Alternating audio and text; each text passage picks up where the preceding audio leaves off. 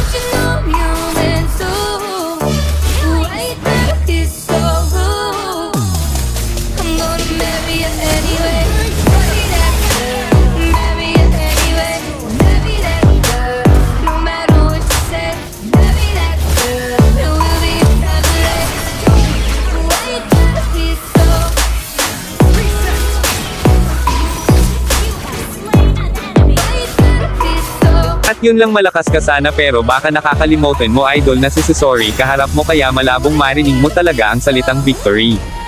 Yun lang, nice game sa'yo.